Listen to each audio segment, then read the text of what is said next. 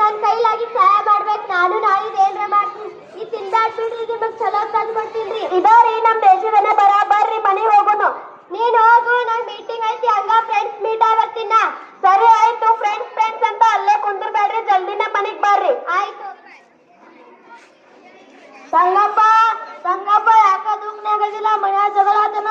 ಹಂಗೇನಿಲ್ಲ ಮಲ್ಯ. ಇವತ್ತೊಂದ್ ಮದ್ವಿಗೆ ಹೋಗಿದ್ನಿ. ಆ ಮದ್ವ್ಯಾಗ ಉಳ್ದಿದ್ ಊಟ ಎಲ್ಲ ಹಂಗ ಹೋಗ್ತಿದ್ರ. ಅದ ನೋಡಿ ಬೇಜಾರಾಗತೈತಿ. ಕಸದ ಬುಟ್ಟಿ ಹಾಕಿ ತೊಗೊಂಡ್ ಬರ್ತೇನ? ಹಂಗಲ್ಲ, ಅದ್ರ ಬದ್ಲು ಬಡವ್ರಿಗೆ ಹಂಚಿದ್ರ ಹಾಕಿತ್ಲ. ಹೊಟ್ಟೆಗಿಲ್ದವ್ರು ಬರ್ರಿ ಅಂತ ಕರಿತೇನ? ಆ ಕೆಲ್ಸ ಯಾರ್ ಮಾಡ್ತಾರಿಲ್ಲ ಗೊತ್ತಿಲ್ಲ. ಆ ಕೆಲ್ಸ ನಾ ಮಾಡ್ತಿದ್ದಲ್ಲ. ಎಲ್ಲ ಹೋಟೆಲ್ ಆರು ಗಂಟೆಗೆ ಹೋಗಿ ಅಮ್ಮ ತಾಯಿ ಅದು ಬಿಡ್ತೇ ಬರ್ತೇನ? 4-5 ಜನ ಹೊಟ್ಟೆ ತುಂಬತಂದ್ರ ನಾ ಬಿಟ್ಟೆ ಬೆಳಕು ಸಿದ್ದಾಗಿನಿ. ಏನು ಸುತ್ತರ ಮಾತಾಡ್ತೀನಿ. ನಾನು ದೋಸ್ತ ಯಾವತನ ತಿಳಿದಾನೆ. ಸರಿಯಾಗಿ ಬಂದಿದ್ ಬಿಡುದಿಲ್ಲ. ಏನ್ ಮಾಡ್ತಿ ಮಾಡು. ಕೆಟ್ಟದಂದ್ರೆ ನಾ ಮುಂದೆ ಅಂತಾರ, ಒಳ್ಳೇದಂದ್ರೆ ಯಾರು ಬರುದಿಲ್ಲ. ಸಂಗವ ಹಾ ರೀ, ಬಂದೆ. ಈಗ ಮುಗಿತೇನ್ರಿ ಮೀಟಿಂಗ್? ಹಾ, ನನ್ ಫ್ರೆಂಡ್ಸ್ ದೆಹಲಿಯಿಂದ ಜನ ಬರತ್ತಾರ. ಅವ್ರಿಗೆ ಅಡಿಗೆ ಮಾಡಿಕೊಡ್ತೀಯನ? ಅವ್ರಿಗೆ ನಮ್ಮ ಮನೆಗೆ ಬರಾಕ್ ಹೇಳ್ಬಿಡ್ರಿ. ಒಂದಿನ ಅಂದ್ರ ಆಗ್ತೈತಿ. ಸಂಕೋಚ ಆಗಬಾರ್ಲ, ನೀನ ಮಾಡ್ಕೊಡು. ಸರಿ ಆಯ್ತು. ಅರ್ಧ ಗಂಟೆ ಟೈಮ್ ಕೊಡಿ, ನಾನು ಅಡಿಗೆ ಮಾಡಿಕೊಡ್ತೀನಿ. ಆಯ್ತು.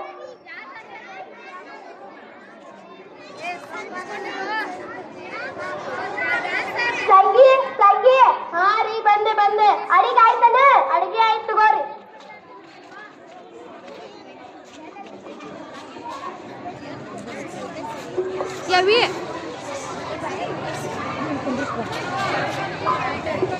ಸ್ವಲ್ಪ ದಿನಗಳ ನಂತರ ಹೆಂಡತಿಗೆ ವಿಷಯ. ಹೆಂಗದಿ ಸಂಗವ? ನಾ ಆರಾಮದ ನೋಡುವ, ನೀ ಹೆಂಗದಿ? ನಾನು ಆರಾಮದಿನವ. ಏನ್ ನಿಮ್ಮನೆ ಫಂಕ್ಷನ್ ಜೋರನ? ನಾ ಖರೀದ ಮಾಡ್ಬಿಟ್ಟಿಲ್ಲ. ಹಂಗೇನಿಲ್ಲ, ನಮ್ಮ ಮನ್ಯಾಗೇನ್ ಫಂಕ್ಷನ್ ಇಲ್ಲ. ನಮ್ಮ ಮನ್ಯಾಗ ಫಂಕ್ಷನ್ ಇದ್ರೆ ನೀನ್ ಕರೆಯಂಗಿಲ್ಲ ಅನ್ನ? ಎಲ್ಲಾ ಅನಾಥಾಶ್ರಮದವ್ರಿ. ನಿನ್ ಗಂಡ ಅನ್ನದ ಪ್ಯಾಕೆಟ್ ಅನ್ಸಕತ್ತಲ್ಲ? ಹೌದಾ? ಬರೋಣ ಕೇಳತ್ನ. ನನ್ ಗಂಡ ಬರೋಣ ಕೇಳತ್ನಂದ್ರ. ಸಂಗಿ ಹಾ ರೀ, ಬಂದೆ. ನಿಮ್ಗೆ ಗೆಳೆಯರು ಏನಂದ್ರು ಊಟ ತಿಂದ? ಬಾಳ್ ಮಸ್ತ್ ಆಯ್ತು. ಜೀವನದಾಗ ಒಂದು ಸಲ ತಿಂದೇ ಇಲ್ಲ ಅಂತ ಬಾಳ್ ಇಷ್ಟ ಪಡ್ತಿದ್ರ. ನನ್ ಗೆಳತಿ ಫೋನ್ ಮಾಡಿದ್ಲ, ನೀವೇನ ಊರ್ ತುಂಬಾ ಊಟ ಹಂಚಕತ್ತಿದ. ಹೌದಾ? ಸಂಗಿ ಹೌದು.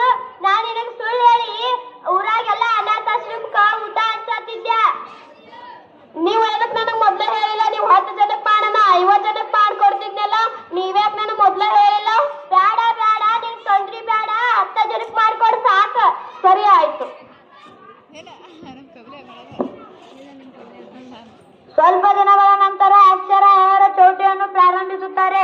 ಮುಳವಾಡ್ನಲ್ಲಿರುವ ಎಲ್ಲ ಅಂಗಡಿ ಹೋಟೆಲ್ನ ಮೇಲೆ ಕಾಗದವನ್ನು ಅಂಟಿಸಿ ಹೋಟೆಲ್ ಮತ್ತು ಫಂಕ್ಷನ್ ಹಾಲ್ ನಲ್ಲಿ ಉಳಿದಿರುವ ಆಹಾರಕ್ಕಾಗಿ ಈ ನಂಬರ್ಗೆ ಕಾಲ್ ಮಾಡಿ.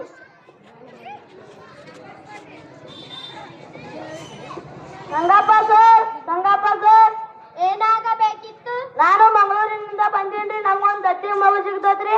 ಯಾವ ಮಗುಗಿಗೂ ಸಿಗಂಗಿಲ್ರಿ. ನಾವು ಹೋಟೆಲ್ ಹಾಲ್ ಫಂಕ್ಷನ್ ಬಲ್ಯಾಕ ಉಳಿದಿದ್ದು ಊಟ ತಂದು ಬಡವ್ರಿಗೆ ಹಂಚ್ತೇವ್ರಿ. ಯಾವ ಮಗುಗಿಗೂ ಸಿಗಂಗಿಲ್ರಿ. ನೀವು ಒಳ್ಳೆ ಕೆಲಸ ಮಾಡತ್ತೀರಿ. ನಾವು ನಿಮ್ ಬಾಯಿ ಬಿಟ್ಟ ಕೇಳಿದ್ದೆ, ಅದಕ್ಕ ನಾ ನಿಮ್ಗೊಂದು ವ್ಯಾನ್ ಕೊಡ್ಬೇಕಂತ ತಿಳ್ಕೊಂಡೇನ್ರಿ. ಬ್ಯಾಡ್ರಿ. ತಗೋರಿ. ಬ್ಯಾಡ್ರಿ.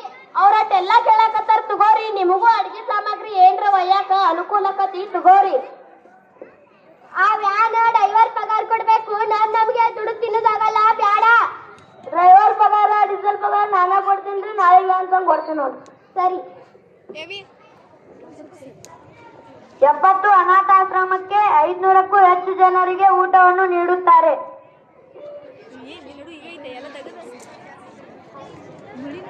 ಹಸಿದಾಗ ಅನ್ನ, ದಣಿದಾಗ ನೀರು, ಒಳಗಿದ್ದ ಮೇಲೆ ಏನು ತಂದೋ. ಹಸಿದಾಗ ಅನ್ನ, ದಣಿದಾಗ ನೀರು, ಒಳಗಿದ್ದ ಮೇಲೆ ಏನು ತಂದೋ. Uncle aunty ಕಾಣಿಸ್ತಿಲ್ಲಲ್ಲ? ಹಂಗೇನಿಲ್ಲಪ್ಪ, ಮನ್ಯಾಗ ಅದಾರ. ನಿನ್ನೆ ಮಾಡೋ ಊಟ ಭಾಳ ಚೆನ್ನಾಗಿತ್ತು ನೋಡ್ರಿ ಅಂಕಲ್ರಿ. ಅಂತ ಊಟ ನಾಳೆ ಸಿಗುತ್ತಾ? ಹಾ ಅಕ್ಕ, ಖಂಡಿತವಾಗಿ ನಾಳೆ ಸಿಗುತ್ತೆ. ನೀ ಯಾರು ಹೇಳ್ತು? ತಂದೆ ತಾಯಿ ಮಗನಪ್ಪ, ಸುಖವಾಗಿರು. ಅನ್ನವನ್ನು ಹಾಳು ಮಾಡಬೇಡಿ. ಅನ್ನವನ್ನು ನಿಮಗೆ ಎಷ್ಟು ಬೇಕೋ ಅಷ್ಟೇ ಹಾಕೊಳ್ಳಿ. ಪ್ಲೇಟ್ನಲ್ಲಿ ವೇಸ್ಟ್ ಮಾಡಬೇಡಿ. ಅನ್ನವನ್ನು ಹಾಳು ಮಾಡಬೇಡಿ. ಉಳಿದ ಅನ್ನವನ್ನು ಅನಾಥರಿಗೆ ದಾನ ಮಾಡಿ. ಒಂದು ತನ್ನ ತಯಾರಾಗಬೇಕಂದ್ರ ರೈತರಿಗೆ ಎಷ್ಟು ಕಷ್ಟ ಇರ್ತೈತಿ. ಹರಗುದು, ಬಿತ್ತುದು, ಕೂರ್ಗಿ ಹೊಡಿದು, ಕೊಯ್ಯುದು, ರಾಶಿ ಮಾಡುದು ಅದನ್ನ ತಿಳ್ಕೊಂಡು ಅನ್ನ ಹಾಳು ಮಾಡಬೇಡ್ರಿ.